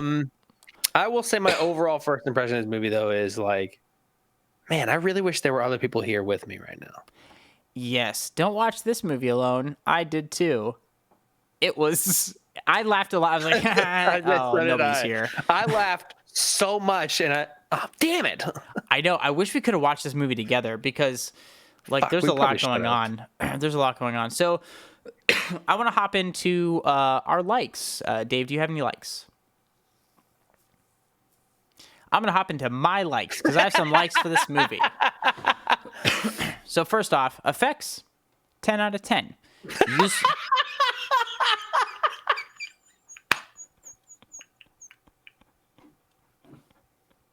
I have more than one time in my fucking notes. Like, these effects are fucking primo, dude. 10 out of 10 for me. Use of lighting, both subtle and engaging. And moving on to a really big point of mine, acting. I will personally campaign for everybody's Oscar. Dean Cain needs a Tony as well. I don't even know what a fucking Tony is, but Dean Cain needs one. The man is a fucking national treasure, and we need to honor him. I will say, there was one person in this movie who I was like, okay, this acting's not half bad. Okay, who? Landon. Which one was that one? He was the glasses guy. Oh, he tried. He tried. He thought he was in a real movie, and he tried. Yeah, yes. I can respect that. That's what I'm saying, yes. I can respect that. There are people in this movie, 3-ish people in this movie who probably tried. And that's fine. That's acceptable to the asylum, and that's fine. What I did like about this movie is I did have a lot of fun with it. I had a lot of fun. Even though I was alone, I had a good time. I was having a fun time with it. I was laughing. I took a lot of notes, and was fucking I did. Chuckling quite a bunch. So lots of stuff going on. So any other likes for you, Dave? I will say this: the movie opens with some dude in Hawaii, checking something. I don't know. He's doing something, some science shit. Yeah. And he's looking out among the sea and everything. He goes, "Oh, it's beautiful." And then we cut to our lady protagonist person in the movie, and she goes, "Beautiful? Is that even in your vocabulary?" And it's like, he just said it. He just said it. He literally just said the fucking word, and you're like, can you even say that word, bro? There's a lot of writing in this movie where it's like somebody, I don't know if the writer had narcolepsy or something, because he's like writing and then and he just kept writing. It's like, oh, like that's what it felt like. It felt like just it felt like Mad Libs at some point. It's so fucking accurate, dude. Oh, God. It was wild. And Wendy, Taco Steve would count if he was awake for this. Even he was not dealing with this shit. There's a lot of things going on in this. So the pilots, they're in this volcano ash firestorm, whatever's going on. They die. The pilots die from sparks. They die from static electricity. I don't exactly. It's not clear how they die, but like there's some pilot sparks. gets hit by like something coming through the glass. But like it doesn't come through the glass because the glass isn't broken. Like they're not piloting a plane with like goggles on. But that's what they show happens, and then also I guess actually you are right. They show that something comes through the cockpit and hits him, but then they're just not like getting sucked into the fucking void of the negative atmosphere and shit. It's very confusing. But I would also like to point out how every plane in this movie had a real looking cockpit. It's okay. I had a note about that. I was like, this is some Plan 9 from outer space ass cockpit. This is a cardboard box with some switches and gears in it, like hands down.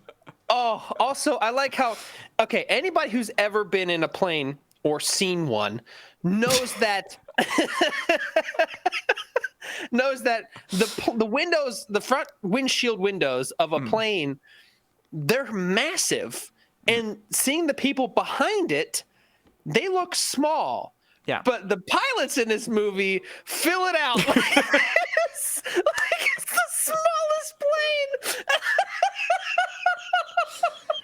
plane. I did not notice that. That's hilarious. Like, it's like this is the plane that they had in junior high, but it still fits. Dude. To your point of the size of this plane, all the exterior shots of this plane flying, they show like a big commercial airliner, but there's only 15 people on this plane.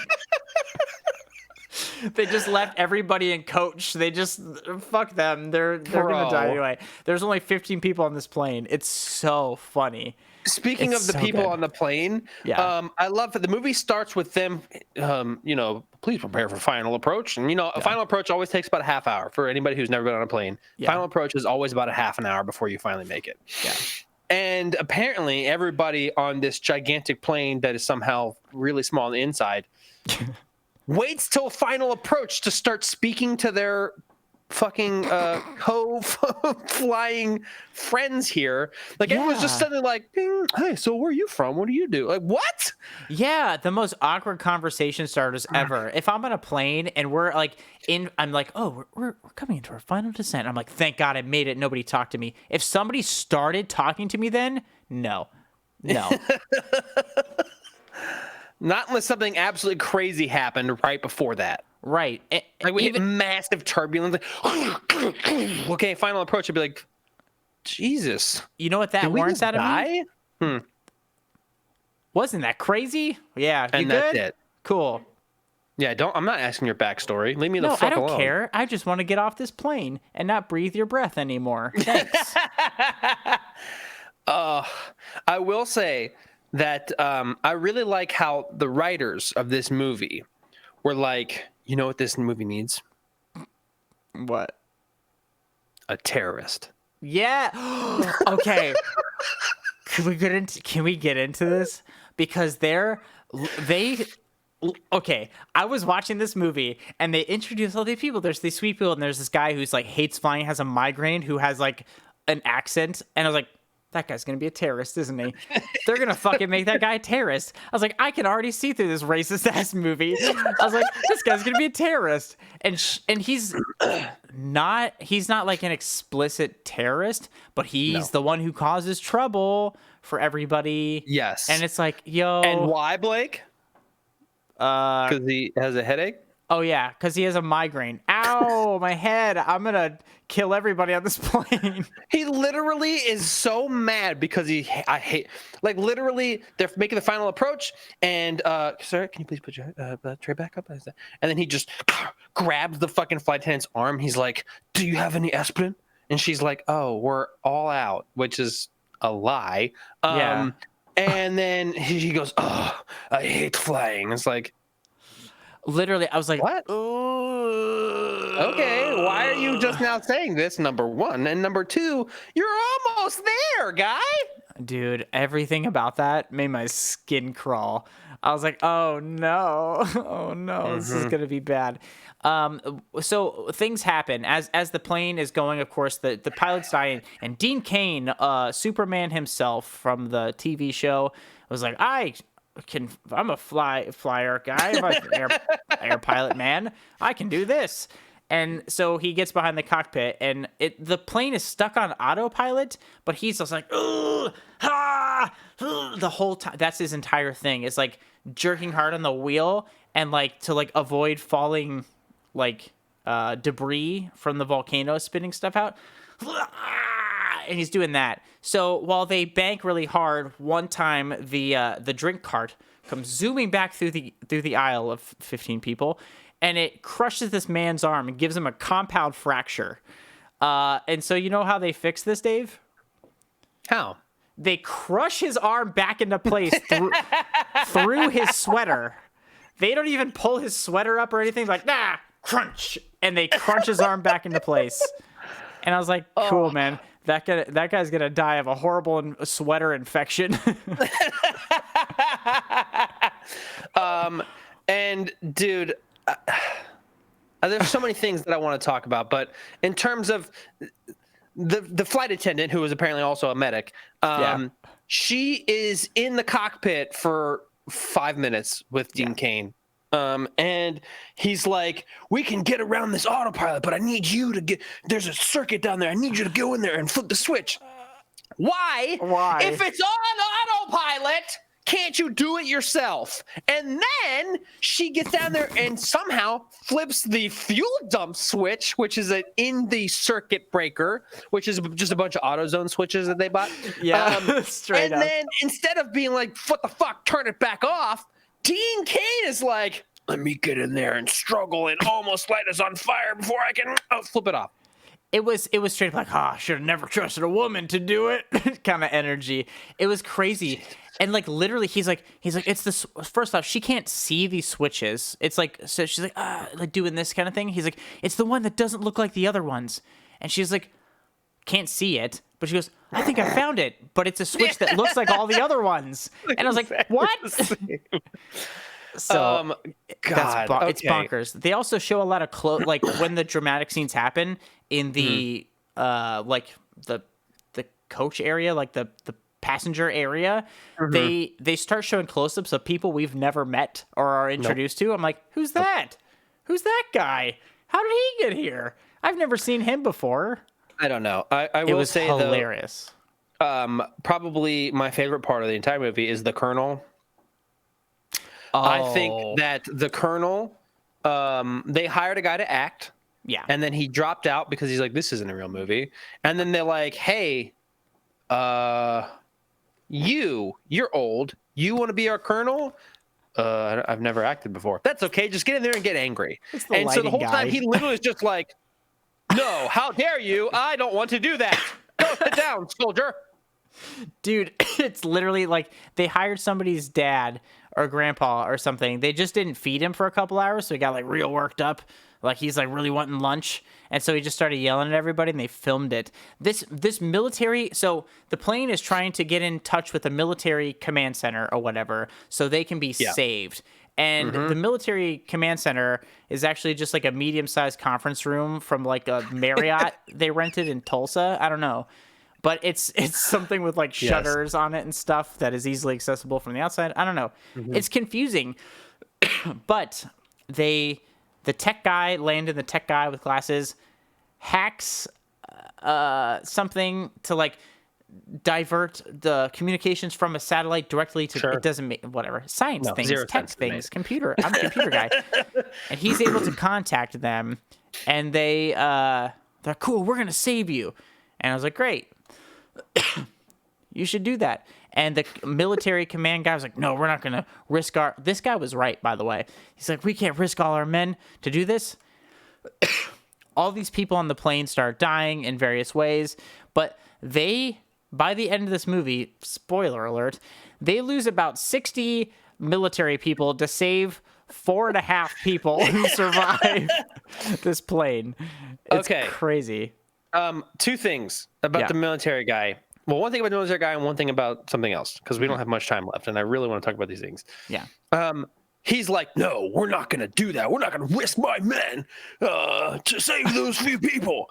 And then they're like, sir, you have to hear this. And the guy that's hacked through is now everybody's saying their goodbyes and crying. And he's like, we're going to save those people. It's like, fuck off, dude. What? It's so funny. It's so funny. And one of my favorite characters on the plane, he's this guy. And they set him up very early. He's like, well, I'm just a mechanic. And my wife and I, we met, like, what, the other thing I wanted to talk like about. a few years ago or whatever, or I met like 6 months ago, and I love her and I'm going to marry her. So I'm surprised flying out here for a pre-wedding vacation. And I was like, whoa, thanks, Mr. Mechanic Exposition. Like, fuck, nobody asked. But what happens later is this is a very important piece of setup because they're flying the plane and something gets lodged. Something gets lodged in the jet engine, right? And one so of the four engines, yeah. One of the four engines. And so he says, hey, I'm a mechanic. Let me grab my tools, which I guess he brought with him on vacation. His auto mechanic tools. So he grabs his tools, which includes a fucking hammer. And he's like, I'm going to go out there. So they strap him. They strap him up and they send him sailing next to the plane. And he's like, dink, dink. He's like trying to hit the engine. And he finally hits the rock off the engine and it goes away. He saves the engine. But here's the kicker of the whole thing.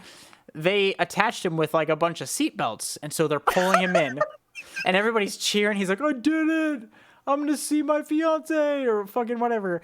And they're pulling him in. And part of the buckle gets caught on the edge of the door. So they pull and the buckle opens and it unlocks. And he goes sailing right back into the engine. This isn't played for comedy. This is everybody's like, oh no. First of all, when they open the door, nobody gets sucked out of the plane, which is fucking weird. Secondly, he uses a regular sized fucking hammer, like a drywall hammer. And you know how big engines are. They're like 35 feet across or some shit. And somehow he's like, dink, dink. Let me just get this giant chunk of lava, molten lava that's clogging the engine is what they said. Let me just dink, dink, dink. Oh, I got it. Save the day. You deserve what you got, mechanic guy. I got my Home Depot hammer. I got this shit on sale. Hold on. Ding, ding, ding. It's so funny. It's hilarious. And the funniest part about that, though, Blake, is the fact that when he does that, when he gets sucked into the engine, somehow it tears off the engine from the wing, leaving the wing completely unscathed otherwise. And they're like, fine. Oh no, we're in trouble. And Dean Cain's like, this plane that's on autopilot that I can't really control, let me just angle it and then knock off another engine with molten lava flying to the fucking air. He's like, oh my God. He sees this thing of falling molten lava. He's like, hold on. And he's like, and he has like the perfect like statistical and like amazing like physics. He like perfectly hits this plane. So it hits the one engine. He's like, yes, we did it. It was so because this plane is made out of Legos. Actual Legos. The engine can just ride off. Dude, it's so good. So here's one of their things too. If they're not going to get saved by the military, their plan, somebody's plan, which everybody decides to go with, is they have one parachute. So they're gonna inflate. 2 parachutes. Oh, was it 2? 2 parachutes, 1 raft. Thank you for the correction. 2 parachutes, 1 raft. They're gonna inflate the raft. Everybody's gonna jump in the raft, and then they're gonna jump out of the plane, and then release the parachutes, and they're all gonna float to safety? What kind of a plan is this? Oh, and our friendly neighborhood terrorist, he gets locked up in the bathroom. Yes. And is somehow able to, not only he's in handcuffs, and they've handcuffed him to a clearly just Home Depot fucking hand like hole rail thing that they've drilled into the, and he just is able to pop off the thing and then somehow doesn't have handcuffs on anymore. Yeah, he just walks up. And he takes the air marshal's gun, which is absolutely it's a cap gun. I was gonna say they like air marshals don't carry like guns. No, they can't shoot anybody on a plane. No. Like no, that's not how it works. It's not an actual gun. Whatever, go on. So terrorist guy's like, oh no, I'm gonna take this and fuck all of you guys, and then he does, and it works, and he lands on the ocean, and then another random super volcano just comes up and kills him. Swallows him whole. Because fuck that guy, I guess. Yes. I wasn't kidding. Hawk Rules. Dean Cain did play Superman. Yes, he played. did. It was like what is it called? Like the Adventures of like I don't know. Something in like Superman and Lois or something. It doesn't matter. Nothing matters. So what happens then is the military finally Lois and Clark. Thank you. So the military does come in. They rip off the top of this jetliner. They don't. Oh, you're right. Fucking piece of lava does. Lava rips it off. People go because we can't save that many people. There's too many characters. Movies require money. We can't pay all these people. So lots of people got to get sucked out. Huh? They didn't pay. They could not have paid a single person from this movie. I hope nobody. I hope people got paid. Actually, I was gonna say I hope nobody got paid. I hope nobody made. I hope the producers made no money on this. Yeah. So there's like 5 people left. So the military come in and they like get into. They like take a zip line into the plane and start grabbing people. And they've taken everybody off, landing, and like there's this like weird kiss between Rick, Dean Cain's character, and the flight attendant, which there was no chemistry or like insinuation that they were going to be like a thing. That's a thing now.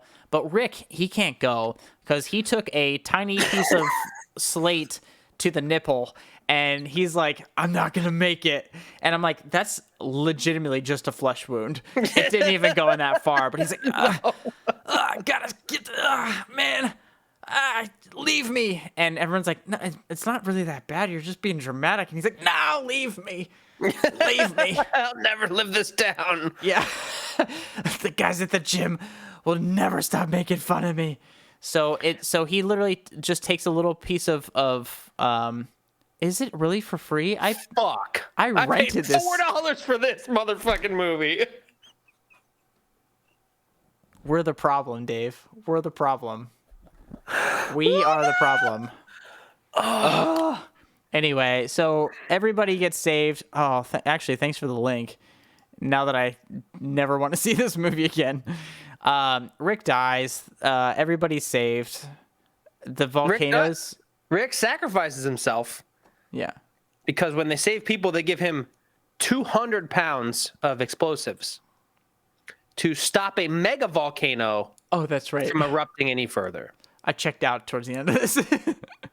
Yeah. So wait, explain this. So Rick has to take all these explosives and fly the plane into a volcano, blow it up to stop the volcano. Yes. To relieve the pressure. Okay. No. Is that how volcanoes work? Nope. Okay. No. I'm no geologist, but here's the thing. Dumb. So throughout this movie, they have one military plane come in and try and save everybody. It goes down. 500 fucking military jets come in. They all get shot down. They all get shot down. So many people die. By the way, this is a real thing. They quite literally start shooting at the volcanoes and the magma in the air. I forgot about that part. The fighter jets are literally fighting ash. They are. I forgot about that. Then another military plane comes in to rescue the people and get them out. Yeah, they sent him jet fighters to like come clear the way to get the big one in. I don't know. Yeah. God, dude. So here's my question. Yes. If that many planes flew into the Ring of Death, yeah, why couldn't the plane just fly the fuck out of it? Autopilot, Dave. The autopilot's set in a circle. It is now. No. The autopilot's like, oh dang it, I'm stuck. And literally none of this thing makes sense at all. So he, like, Rick and his giant explosion stop the volcano pressure or something. I don't know. Everybody gets a drink at the Marriott bar. Roll credits. We're done with this thing. I want to touch on the fact that one of the military guys is trying to go against the colonel the whole movie, and he's a specialist. Specialist babyface. He looks 15. By the way, private. Yeah. Specialist. Okay. It's literally the next fucking rank. Okay. One of the privates calls him sir. Nope. I know nothing about military rankings. Not happening. Okay. Also, when the colonel, who also sacrifices himself. Oh, yeah. After spending the whole movie going, I'm not risking my men. Like, you know what? Fuck everybody, including myself. Yeah. After he dies, they just turn to the specialist and they're like, Sergeant, that's not how this works. I wonder. You don't just get to move up a rank because somebody above you fucking dies. Can you imagine if that was actually how it worked? Like, everybody just be killing each other to get higher ranks. The military, as we know it, would collapse. I don't know, man. Dude, this movie is bonkers. Also, wait, Mike Tyson's ex-wife is in this? I mean, that checks out, but I did not know that. Is she the volcano lady? I don't know. Don't care. Bring clarity to us. Bring clarity to us, Wendy. Yeah, this movie was trash. This movie was made for nobody. It was made to scam people, right? Yes, it was. Which is not commendable. No. That being said, I recommend this movie. I think you should absolutely see it. I do too. Funny. It's so fucking funny. You have to watch this, preferably with other people. Yeah. Absolutely, please go see this movie because it's so fucking funny how bad this movie is. Icky gave a link. If you guys can see it, For free, right there. Wait, where am I at? Right there. Well, it depends on how people have their stuff set up. Well, in my screen. Anyway, right there. Look at your chat. Don't pay for this. Watch it for free if you can. And watch it. You should watch this movie. Watch it with friends. Yes. It's a fun hilarious. Time. I got a lot of laughs out of it. It's so bad. It's so bad. It's very funny. And like some of those asylum movies kind of play into those like bad movie things, but like they make them bad on purpose. Yes, this doesn't. Despite the intentions, this doesn't feel like it. This just feels like a really inept film, and you can get some decent laughs out of it. So it's, quite a few. It's definitely a recommend for me, Dave. Yeah, me too. I literally laughed out loud quite a few times. Oh, so. Me too. So that's 2 recommends for us. Don't give this movie your money, but watch it for free. Check out the link in the chat. And that's what's up. Dave, what else we got going on? Nothing. We are in season break. Yay! Yeah. We did our season finale dropped last week, so if you haven't yet, please go listen to that. I think it's one of my favorite episodes we've ever done. Yeah, we talked about space epics. We talked about Interstellar from 2014 versus 2001: A Space Odyssey. Sure did. It's a weird one. It's a weird one for sure. It's so weird. It's so weird. Yes, I apologize. But we are on season break. We're going to return with season 4 in September. In the meantime, though, we are again going to be here. Wendy, you missed my update earlier. It's not looking like anytime soon. Yeah. Hopefully in the next couple of months, but the postal wheels turn so slow. So slow. Yeah. But it's okay. I'll get there eventually. I still have my apartment, and we're going forward with that. But anyway, we are going to do some bonus episodes throughout the break, including one for Blake's Birthmas, which is great. It's going to be fun in July. My birthday's in July. So, we'll get into that. We'll have some bonus episodes come up, but we're still going to be here every week talking about the stuff, doing the things, and having a good time with all of you guys. Dave, we talked about this matchup. I don't know if you want to do it next week. I do very much want to do it next week. Okay, then we'll do it next week. So we are ahead of the schedule. We're ahead of the game like we usually are. For the first time in a while. For the first time in a number of years, I would say. We're going to talk about two classic films starring two of the burliest action-based men in Hollywood today. We're talking about Vin Diesel in The Pacifier and Dwayne The Rock Johnson in The Tooth Fairy. Oscar fodder. Oscar fodder. We'll be fighting over this. So we're going to watch those movies. Yes. And it's going to be a good time. So we're going to do that next week. Yeah, everything's terrible. So tune in next week. We'll be here. I'm going to drink another tall boy. And I drank the whole thing, surprisingly. I love mango cards. I didn't think I would. It was ambitious. And I did it. Oh, good job. Proud of you. UFC, who cares? Anyway, we're talking about the Tooth Fairy. Why would you want to miss that? We're watching Diesel to Laura Dern. We're gonna watch Diesel and Rock. Diesel and Rock, not Dern and Hill. Although Laura Dern would beat the shit out of Jonah Hill, I have no doubts about it. Absolutely. God bless them both. But short of that, go check out our other episodes. Again, you can watch those episodes on YouTube if you like to watch them with all the clips and stuff, but you can listen to them as normal on your favorite podcast platform. Yes, anywhere you find podcasts, you can find us. Well, almost. That sucks for you. Yeah, well, great for us. We also post on our socials every day, so if you want some funny clips, then go follow us over there. Or follow us here, and you can even sub to us for free if you got Amazon Prime, so please. That's true. You can sub to us for free with the Amazon Prime. You can give us a follow for free. Anybody can follow us for free. It's a free thing. You can just do. But either way, we appreciate all of you for being here every week. This is always a good time. Dave, this was an especially painful week, but I had a good time regardless. Yeah, it was worth it. Was it? The asylum stole my money, and so did Vin Diesel. Doing it again next week. That's true. We will. Anyway, bye, I guess. Yeah. Fuck us, right? Great.